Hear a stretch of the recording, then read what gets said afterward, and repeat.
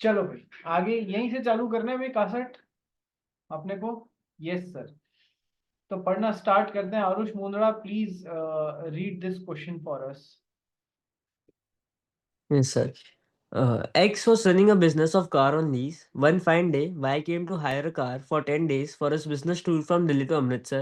X offered him a Honda City for 50,000 for 10 days on a condition that petrol and toll expenses will be borne by him. During the journey, engine of car was choked. Y has to spend 10,000 for repair of engine. When he was coming back from Amritsar, brakes of car were not working and a major accident of Y happened due to this. Ma was admitted to hospital and paid a bill of rupees 50,000 on recovery. Y asked X to compensate him charges for car repair and hospital expenses amounting to 60,000. X denied for compensation by saying that he was not aware about the engine and brakes fault. Y filed a suit against X for recovery of damages. Give your opinion with reference to provisions of the Indian Contract Act 1872. First, whether Y can withheld the amount of hire charges 50,000 on account of non-payment of damages. And second, whether Mr. X was liable to pay damage as he was not aware of the fact of faults in the car. देखो जी, bailment का question है। Yes sir, bailment क्या होता है बता। 7 number का सवाल है ना, तो थोड़ा बेलमेंट एक्सप्लेन करना। ठीक है, number one. Number two sir, जो नॉन ग्रेशियस बेलमेंट होते हैं, हायर पे दिया है ना, उधार नहीं, सॉरी, ये किराए पे दिया है ना। Yes sir. तो नॉन ग्रेशियस बेलमेंट में जो बेलर है, he is responsible for all the faults in the goods, whether the faults are known to him or unknown to him। कैसी भी फॉल्ट्स हैं, उनके कारण होने वाले नुकसान के लिए, चाहे वो नोन फॉल्ट्स हैं प्रोडक्ट में, चाहे अननोन फॉल्ट्स हैं, सबके लिए हाँ, बेलर को रेस्पॉन्सिबल बनाया जा सकता है, because it was his duty to see that the good should be fit for the purposes for which they are being bailed. Number one. Number two sir, bailment तो आप पहले ही समझा चुके हैं। Number one. नंबर टू ये समझा दिया। Number three कि सर अब ये सारे एक्सपेंसेस के लिए, चाहे नोन चाहे अननोन, अच्छा, ऑल्सो एक्स्ट्रा ऑर्डिनरी एक्सपेंस यदि कोई करना पड़ता है। ऑर्डिनरी एक्सपेंस तो जैसे कि पेट्रोल का हो गया या फिर टोल का हो गया, ये सब कौन भर देगा सर? बेली भर देगा। लेकिन सर, एक्स्ट्रा ऑर्डिनरी इंजन ही खराब हो गया, इंजन को बीच में रिपेयर कराना पड़ा, उस पर 10,000 रुपये खर्च हो गए, सर ये एक्स्ट्रा ऑर्डिनरी एक्सपेंस है ना, इसके लिए कौन रिस्पॉन्सिबल बनाया जा सकता है? कि सर बेलर को रिस्पॉन्सिबल बनाया जा सकता है। पढ़ा है ना अपन ने? पढ़ा है या नहीं पढ़ा है? Yes sir. Extra ordinary expenses कोई भी हो रहे हैं, उसके लिए बेलर को, यही ग्रेशियस बेलमेंट होते, तो sir for all the faults known unknown, ठीक है, उनके लिए चाहे कोई भी एक्सपेंसेस होते हैं, ordinary expenses, extra ordinary expenses, उन सब के लिए कौन जिम्मेदार होता है? कि सर बेलर होता है, क्योंकि वहां तो ग्रेशियस बेलमेंट होता। ठीक है, ग्रेशियस बेलमेंट में तो फिर जब मेरा फायदा कर ही रहे हो तो फिर पूरा ही करो ना, टोटली फ्री ऑफ कॉस्ट मेरे को चीजें मिलनी चाहिए।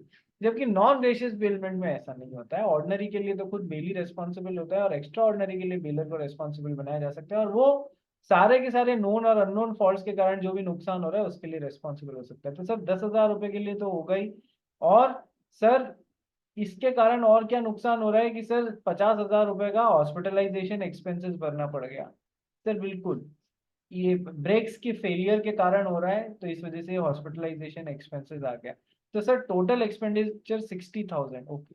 अब सर देना है किराए का 50,000 रुपए, लेने का 60,000 रुपए, तो क्या ये 50,000 रुपए रोक सकते हैं? सर बिल्कुल रोक सकते हैं, कोई प्रॉब्लम नहीं है। ठीक है। और whether X was liable to pay damages as he was not aware of the fact of fault. वो बोला गाड़ी देने वाला कि यार मुझे पता ही नहीं था। अरे पता होने या नहीं होने से हमको कोई फर्क नहीं पड़ता। You are responsible for all the faults in the goods bailed. ठीक है। तो सर बेलमेंट समझाया। Bailor's duty to disclose fault in goods bailed in case of non gratuitous bailment. Sir the bailor is responsible for such damage whether he was or was not aware of existence of such faults in the goods build। वो सबके लिए responsible रहेगा। Duty to pay necessary expenses in case of non gratuitous bailment. Sir non gratuitous bailment ही है, क्योंकि किराए पे गाड़ी दे रहे हो आप, इसलिए ग्रेशियस तो हो नहीं सकती। The bailor is liable to pay the extraordinary expenses incurred by the bailee. Yes sir. Bailor's responsibility to indemnify the bailee for all the losses and expenses which the bailey has to pay on account of defective goods। goods में कुछ भी defect होता है और non gratuitous bailment है, तो sir उसको इंडेमनिफाई करेगा कि उसके कारण कोई भी लॉस एक्सपेंस जो भी हो गया है वो सब के लिए बेलर रिस्पॉन्सिबल रहेगा। ठीक है सर। तो सर दीज आर 50,000 रुपए के लिए कार ली, 10,000 रुपए रिपेयर के लिए दिए, 50,000 रुपए हॉस्पिटलाइजेशन एक्सपेंसेस के लिए दिए। ठीक है, क्योंकि कार के ब्रेक फेल हो गए थे। These are extraordinary expenses and losses and it is the bailor's duty to bear such expenses and losses. तो सर क्या होल्ड कर सकते हैं? यस सर, विद होल्ड कर सकते हैं 50,000 रुपए के जो हायर चार्जेस हैं, और एडिशनल 10,000 रुपए क्लेम कर सकते हैं। And X is liable for the full 60,000 rupees, 10,000 रुपए plus 50,000 hospitalisation charges, as it is bailers duty to supply a car fit for the purpose for which it was hired। और indemnification का भी बात तो हमने करी भी है। तो इस तरीके से दोनों के लिए वो रेस्पॉन्सिबल रहेंगे। क्या कोई शक? क्या कोई शक किसी को? नहीं सर, कोई शक नहीं, इजी क्वेश्चन था। नेक्स्ट, कंसेप्ट क्लियर हो तो इजी क्वेश्चन था। नेक्स्ट क्वेश्चन नंबर 13 पढ़ भाई Mundra. A bails his jewelry with B on the condition to safeguard it in a bank's safe locker. However, B kept it in a safe locker at his residence, where he usually keeps his own jewelry. After a month, all jewelry was lost in a religious riot. A filed a suit against B for recovery, referring to provisions of the Indian Contract Act 1872, state whether A will succeed. देखो sir, bailment हो रहा है। ए ने अपनी सारी jewellery किसके पास में रखा दी? बी के पास में रखा दी। किस कंडीशन पे?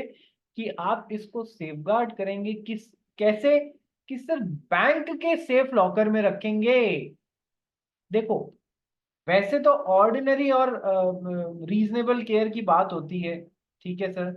लेकिन सर यदि स्पेशल इंस्ट्रक्शंस बिलमेंट के कॉन्ट्रैक्ट में दे दिए गए हैं तो फिर वैसे आपको केयर करनी है ना।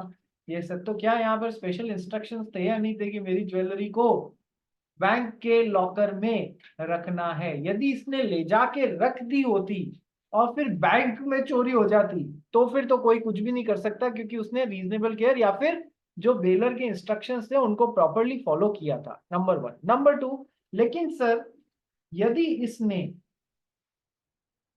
इसको कोई इंस्ट्रक्शन नहीं मिला होता कि ज्वेलरी कैसे सेफगार्ड करनी है, बस इसको इतना था सेफगार्ड कर लेना, तो इसने अपनी खुद की ज्वेलरी के साथ में घर के लॉकर में ही रख दी होती, कोई इंस्ट्रक्शन नहीं मिला होता, तो भी रीजनेबल केयर कर लिया होता। रीजनेबल केयर की डेफिनेशन में ही है कि जैसे कि सेम चीज का, सेम क्वांटिटी के गुड्स का, सेम क्वालिटी के गुड्स का गिवन सेट ऑफ सर्कमस्टांसेस में जिस तरीके से अपने खुद के माल की केयर करते वैसे ही उसकी भी करनी थी।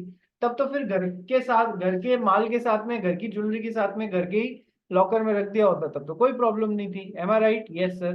बट सर यहाँ पर तो स्पेशल इंस्ट्रक्शंस दिए जा रहे हैं कि जाके बैंक के लॉकर में रखना, ये बेलमेंट के कॉन्ट्रैक्ट में ही हो रहा है।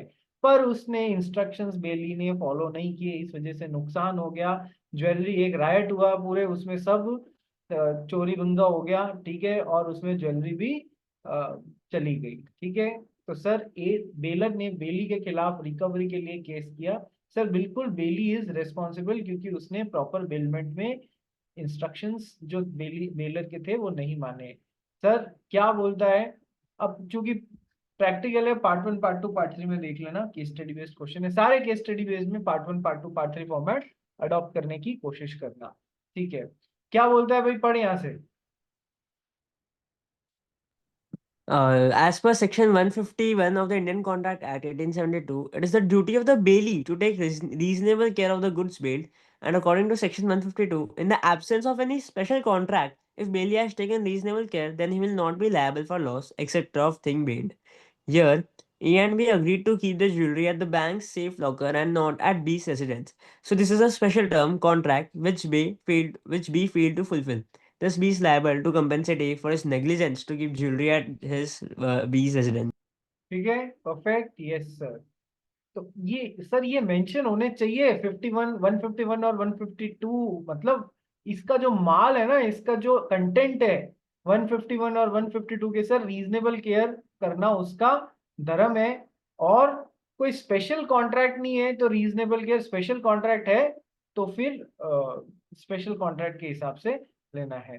यदि उसने रीजनेबल केयर कर ली है, so in the absence of any special contract, if the whaley has taken reasonable care, then he will not be liable for the loss. But यहाँ पर तो स्पेशल कॉन्ट्रैक्ट था, स्पेशल टर्म्स एंड कंडीशंस थी कि जाके bank में जमा कराना। सर वो आपने फॉलो नहीं किया, हो गया नुकसान, अब आप रेस्पॉन्सिबल हैं उसके लिए। एम आई राइट और नॉट? यस सर, एब्सोल्युटली समझ गए। क्वेश्चन नंबर 14 पढ़ भाई, बड़ा अच्छा सवाल है, MTP1 जनवरी 26 में आया हुआ है। और यस सर, पढ़ इसको। R gives his umbrella to M during raining season to be used for 2 days during examinations. M keeps the umbrella for a week. While going to R's house to return the umbrella, M accidentally slips and the umbrella is badly damaged. Who bears the loss and why? चलो, हमारा अक्षित caste है, ठीक है। आरुष मुंदड़ा को exam देने जाना था, तो अक्षित कासट से बोला यार मेरे को तेरा अम्ब्रेला दे देगा क्या, मेरे पास है नहीं। इसने कहा दे दे। कितने दिन के लिए? कि sir gives this umbrella during rainy season to be used for 2 days during examination. Bailment हो रहा है या नहीं हो रहा है? Yes sir. बेलमेंट कितने दिन के टाइम पीरियड के लिए हो रहा है या कोई पर्पस के लिए हो रहा है? सर पर्टिकुलर टाइम पीरियड तक के लिए हो रहा है, 2 दिन के लिए हो रहा है, ठीक है सर। एग्जामिनेशन तक 2 दिन यूज करने के लिए। पर सर जब वो पर्पस पूरा हो गया और टाइम पीरियड भी खत्म हो गया, उसके बाद में भी लौटाया नहीं गया अम्ब्रेला को और 1 हफ्ते तक रख लिया गया साहब। Okay sir. Now while going to ours house to return the umbrella, finally उसको याद है कि मुझे अपना अम्ब्रेला लौटा देना चाहिए, उसका अम्ब्रेला उसको।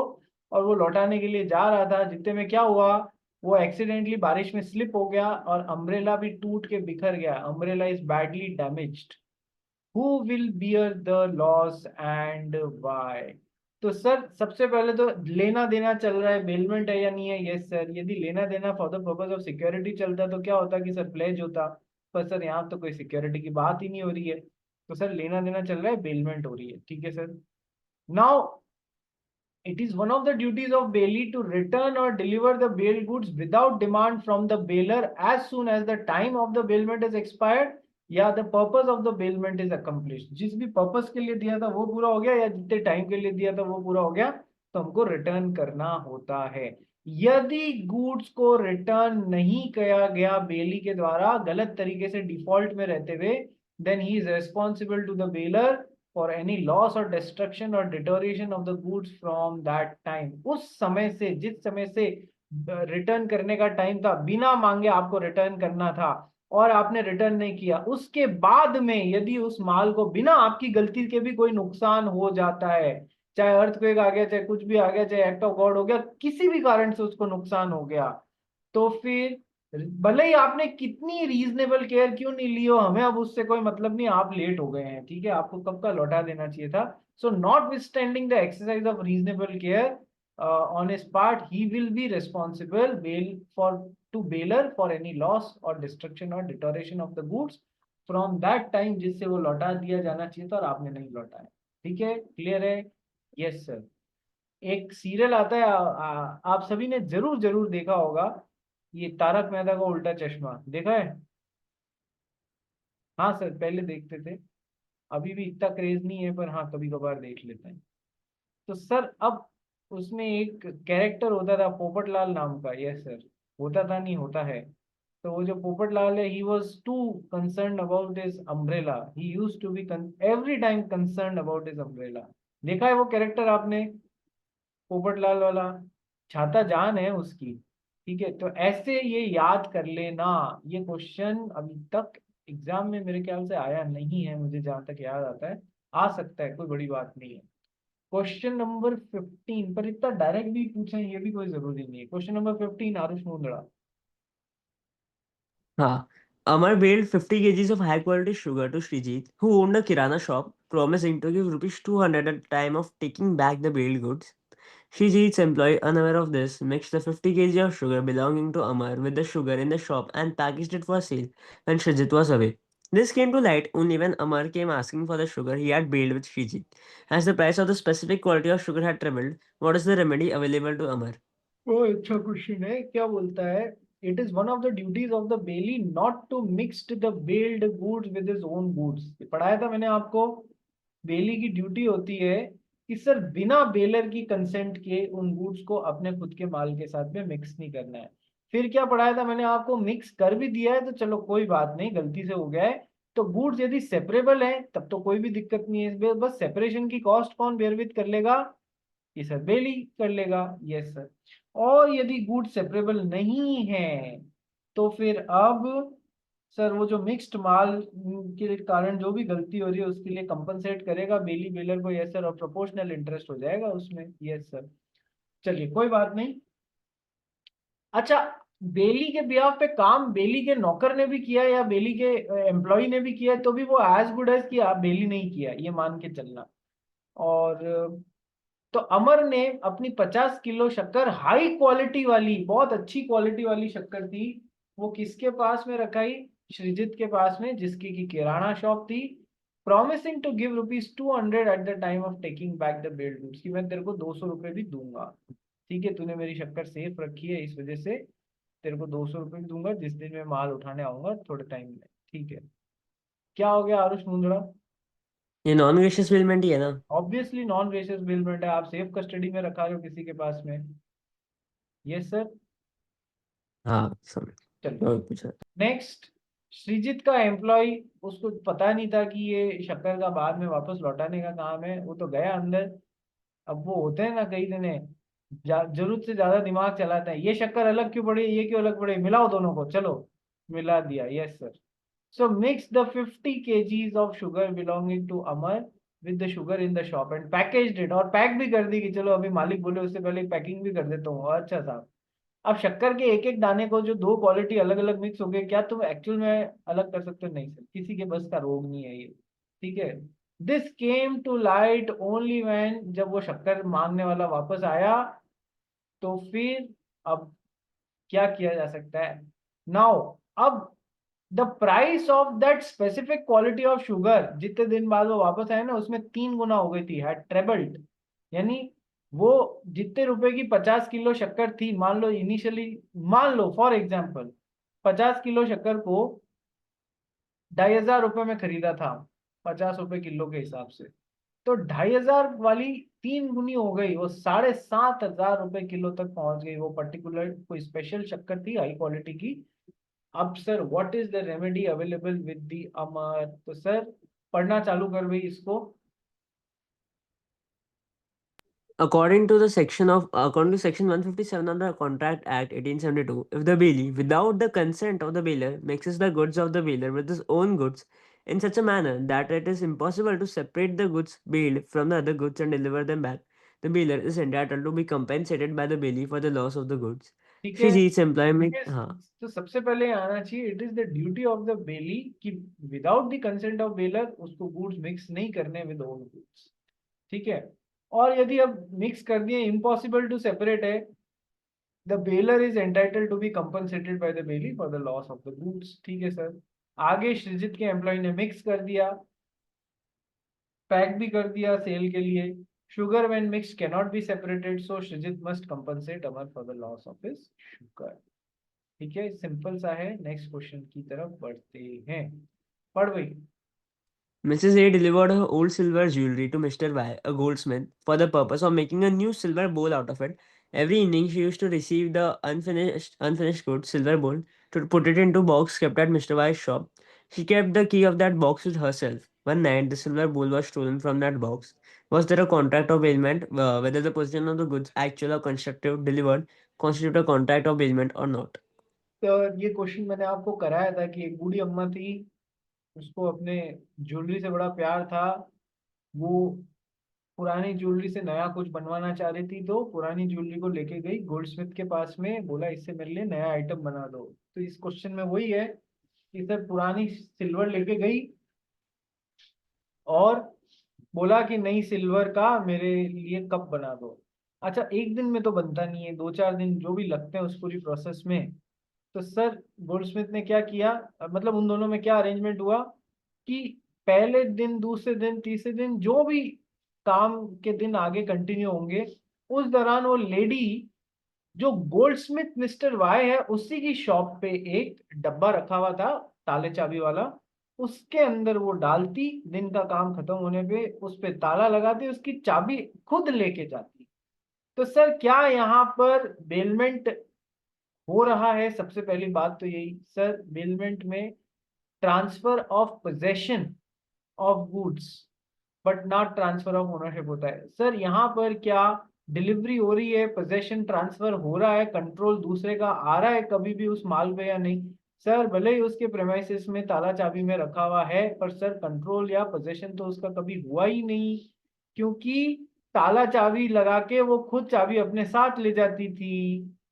ठीक है, ये वैसा ही एग्जाम्पल है जैसे मैंने आपको बोला था, आप किसी की पार्किंग में गाड़ी पार्क करके जाते हैं, लेकिन यदि उसको लॉक करके चाबी अपने साथ ले जाते हैं, तो क्या उसको उसका पोजेशन गाड़ी का आपने पार्किंग वाले को दिया? नहीं सर, नहीं दिया। तो फिर क्या वो बेलमेंट हुआ? नहीं sir, delivery transfer of possession तो हुआ ही नहीं। तो फिर इस केस में भी वही होगा।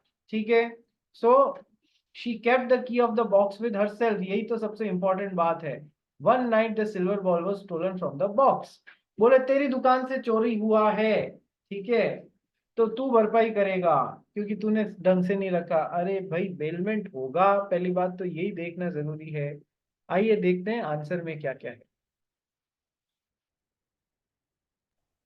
Section 148 of Indian Contract Act 1872 defines bailment as the delivery of goods by one person to another for some purpose upon a contract that they shall, when the purpose is accomplished, be returned or otherwise disposed of according to the direction of the person delivering them. According to Section 149 of the Indian Contract Act 1872, the delivery to the bailee may be made by doing anything which has the effect of putting the goods in the possession of the intended bailee or of any person authorized to hold them on his behalf. This delivery transfer of possession is necessary to constitute a bailment. Mere keeping of the box at Wise shop when A herself took away the key cannot amount to delivery or transfer of possession. So in this case, there is no contract of bailment as Mrs. A did not deliver the complete possession of the good by keeping the keys with herself. Kaliya पे Kalya Perumal Pillai versus Visalakshmi. Vijayalakshmi. ठीक है, Kaliya Perumal Pillai versus Vijayalakshmi. Case का नाम है, ध्यान रखना। जहां पर आप गाड़ी पार्क कर लेते हो और उसकी चाबी खुद ले जाते हो, जहां पर आपने सिल्वर उसकी शॉप पे ही छोड़ा लेकिन ताला चाबी लगा के खुद अपने पास में चाबी लेके चले गए कि कल मैं ही आके दूंगी। कई जनों को होता है ना कि मिक्सिंग नहीं कर दे, खोट नहीं मिला दे, मेरे सामने मेरे माल को मेरे सामने ही तैयार करें। तो होते हैं बहुत, दुनिया में बहुत सारे लोग ऐसे होते हैं, सामने बैठा के काम करेंगे भी। ठीक है, जिसके पास समय होता है वो कर लेता है। Next question number 7। अरे समझ में तो आ रहा है अरे सब जनों के, या नहीं आ रहा है? श्रेया कर्नावट, सृष्टि, दर्श जैन, खुशबू, तने राठी, ऋषि अग्रवाल, राघव काबरा, कविश। एक बाद में किसी ने भी वीडियो ऑन नहीं किया है। इतना क्या नेट बचा रहे हो रहे? दर्श जैन। हम्म।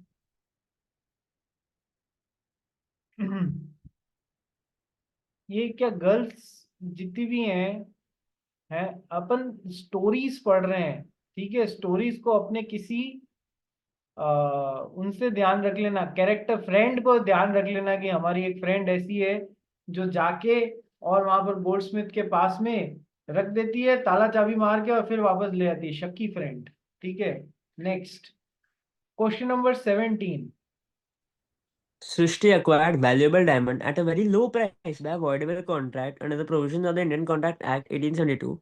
The voidable contract was not rescinded. Srishti pledged the diamond with Mr. VK. This is a valid pledge under the Indian Contract Act 1872. देखो क्या बोल रहा है क्वेश्चन। सृष्टि, अच्छा सच में यहाँ पर क्वेश्चन में सृष्टि नाम भी आया हुआ है। ओके, अब सृष्टि नाम की एक लड़की थी, कहाँ चली गई सृष्टि? ओरिजिनल वाली हमारी सृष्टि कहाँ है? हाँ ये रही। सृष्टि ने क्या किया, एक दूसरी लड़की थी दिशि अग्रवाल। ठीक है, अरे ये क्या हो गया? दिशि अग्रवाल नाम की दूसरी लड़की थी, उसको दो चार अपना वो क्या कहते हैं हाथ काम लिया, दो चार थप्पड़ लगाए, और अंडर अवॉइडेबल कॉन्ट्रैक्ट कोर्जन के थ्रू, कोर्जन पढ़ा है ना अपन ने? Yes sir. Under avoidable contract इससे इसकी डायमंड जबरदस्ती ले लिया। कैसे? मान लो नॉमिनल पेमेंट किया या वो भी नहीं किया, जैसे भी किया, डायमंड था लाख रुपए का, 5,000 रुपए में उसको ये पकड़, ये भी दे रही हुई है बहुत समझ, और उससे उसका डायमंड ले लिया। ओके, अब कॉन्ट्रैक्ट कैसा है सर? कोर्जन के थ्रू बनने के कारण फ्री कंसेंट नहीं था। जब फ्री कंसेंट नहीं था तो कैसा हो गया सर? वॉइडेबल कॉन्ट्रैक्ट हो गया। Yes sir. So Srishti acquired the possession of the goods under a voidable contract.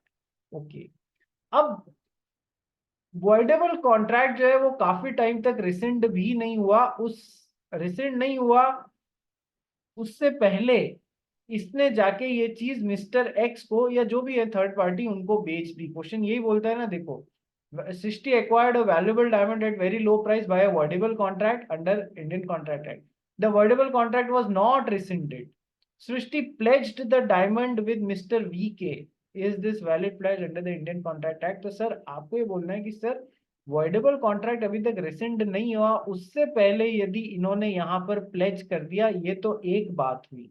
दूसरी बात जरूरी क्या है सर, जो खरीद रहा है ना उसने भी तो गुड फेथ में खरीदना होना चाहिए।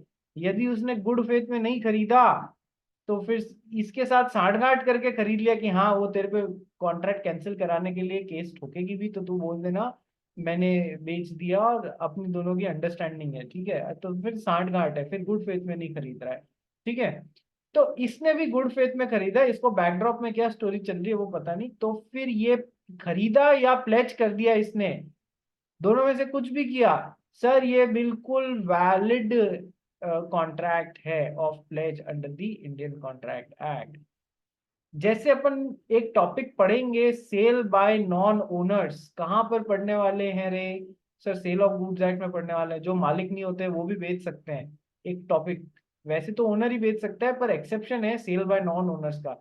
वैसे ही अपन ने एक पढ़ा था ना प्लेज बाय नॉन ओनर्स, अभी पढ़ के निकले थे ना अपन, प्लेज बाय नॉन ओनर्स, उसमें ये टॉपिक पढ़ा था ना अपन ने टॉपिक में कि सर वॉइडेबल कॉन्ट्रैक्ट में पोजीशन मिला हुआ है और अभी तक रिसेंड नहीं किया गया है वो कॉन्ट्रैक्ट, वर्डेबल कॉन्ट्रैक्ट को, और इसने आगे प्लेज कर दिया और वो गुड फेथ में लेने वाले ने भी प्लेज अपने उसके बेसिस पे उधार दे दिए, तो ये वैलिड कॉन्ट्रैक्ट ऑफ प्लेज है, बिल्कुल वैलिड है। ठीक है, पहले जब तक इसको इसका पैसा नहीं मिल जाता ये अ, वापस उस माल को छोड़ने के लिए बाइंड नहीं होगा, इसका प्लेज वैलिड होगा। ठीक है, चलिए क्या पढ़ता है, पढ़ ले भाई Aarush Mundra. Pledged by a person in possession under whatever contract, Section 178A of the Indian Contract Act 1872. When pawnee has obtained possession of goods pledged by him under a voidable contract under Section 19 or 19A, contracts where consent has been obtained by fraud, coercion, misrepresentation, or under influence, but the contract has not yet been rescinded at the time of the pledge, the pawnee acquires a good title to the goods, provided he acts in good faith and without notice of the pawner's defective title. Such will be valid. Therefore, the pledge of diamond by Srishti with Mr. VK is valid. ठीक है, good faith वाला word जरूर आना चाहिए। voidable contract has not been rescinded at the time of pledge आना चाहिए, then पावनी acquires a good title to the goods। ठीक है, गुड बिल्कुल वैलिड कॉन्ट्रैक्ट ऑफ प्लेज है। ठीक है, therefore the pledge of diamond by Srishti with Mr. VK is valid। Simple सा है। ठीक है, नेक्स्ट क्वेश्चन पढ़ भाई। A. The bailier pledges cinema projector and other accessories with the bank. B. The bailee for loan. A. Requests B to keep the documents of title and allow the pledged goods, camera, and accessories to remain in A's possession and promises to hold the same in trust for the bailee. A also further promises to hand over the possession of the same to the bank whenever demanded. Examining the provisions of Indian Contract Act 1872, decide whether this is a valid contract of pledge or not. ये बहुत अच्छा question है क्योंकि इस बारे में अपने text में कुछ ज्यादा सीखने को नहीं मिला है, बट कंसेप्चुअल क्वेश्चन है ये और आना चाहिए ये आपको कि सर एक आदमी है ए, द बेलर प्लेजेस, या फिर ये पावनर भी होना चाहिए था, बेलर की बजाय पावनर वर्ड यूज लेना चाहिए था। He pledges cinema projector and other accessories with bank.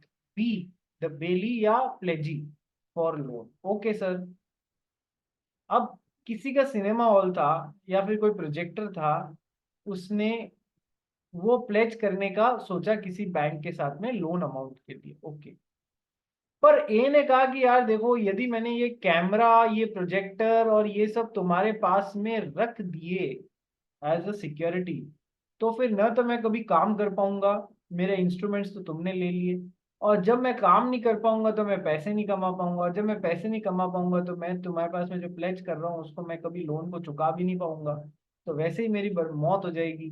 ठीक है, इस वजह से उसने क्या किया, उसने रिक्वेस्ट किया, A request B to keep the documents of title, यानी कि तुम मेरा ये जो कैमरा है ये जो एक्सेसरीज है इसके डॉक्यूमेंट्स या इसके पेपर्स मैं तुम्हारे पास में रखा देता हूँ, और मुझे ये कैमरा और एक्सेसरीज फिजिकली तुम यूज करना अलाउ करो, इनके पेपर्स तुम रख लो, डॉक्यूमेंट ऑफ टाइटल तुम रख लो। ओके ठीक है, उससे क्या होगा, मैं काम कर पाऊंगा। और जब भी आप मांगे, I am holding them on in the capacity of a trustee. Trust होता है ना कि भाई, ये एक एग्जांपल से समझो। मान लो एक फादर साहब हैं, फादर साहब को पता पड़ता है that he has been diagnosed with cancer, cancer से डायग्नोज हो रहे हैं तो हुए हैं। बोला, डॉक्टर साहब ने बुरी खबर सुनाई कि आपके आपके तो 6 महीने की जिंदगी बाकी है। फिल्में देखी होंगी ना आपने, ये सर बहुत सारी फिल्मों में ऐसे ही सीन्स होते हैं। अब सर, फादर साहब का बच्चा है 14 साल का, छोटा है, माइनर है। फादर साहब ने अपने फ्रेंड को अपनी सारी संपत्ति सौंपी एज अ ट्रस्टी। जब मेरा बेटा 20 साल का हो जाए, 21 साल का हो जाए, तब तुमको उसको ये देनी है, तब तक इसकी देखभाल करनी है। ठीक है, मैं उसको ट्रस्ट, इस ट्रस्ट का बेनिफिशियरी कौन है सर, ये सन है। बात समझ में आ गई? तो ये होता है ट्रस्ट बनाना, किसी के फायदे के लिए होता है, ट्रस्टी होता है। बहुत सारी, अब ये ज्यादा निटिग्रिटीज में अपन जाते नहीं है। तो सर उसने कहा मैं आप ही के बिहाफ पे एज अ ट्रस्ट में होल्ड करूंगा, आपके बिहाफ पे। आप मुझे काम लेने दो, आप इनके डॉक्यूमेंट्स रख लो। ठीक है, और इस तरीके से अपन प्लेज क्रिएट करते हैं, तो वो हो गया। ठीक है, ये also further promise to hand over possession of the same to the bank whenever demanded. जब भी आप मांगोगे मैं लाके दे दूंगा आपको। Examining the provisions, decide whether this is a valid contract of pledge or not. Yes, a will be liable. There is a valid contract of pledge, since pledge can be created by depositing the document of title as security with the pledgee. अपन ने कहीं ना कहीं पढ़ा था ना कि sir या तो आप ओरिजिनल गुड्स को या document of title to goods को भी रख के प्लेज क्रिएट कर सकते हैं। ये कहीं ना कहीं रेफरेंस आया था या नहीं आया था कासर? डॉक्यूमेंट ऑफ टाइटल से भी हो सकता है ना? Yes sir. तो सर ये वो वाला केस है, और बिल्कुल वैलिड प्लेज होगा ये। ठीक है भाई, हो गया concept clear? Yes sir, concept clear. तो एक काम कीजिए, सेम लिंक पे सब जने वापस रिज्वाइन कर लीजिए।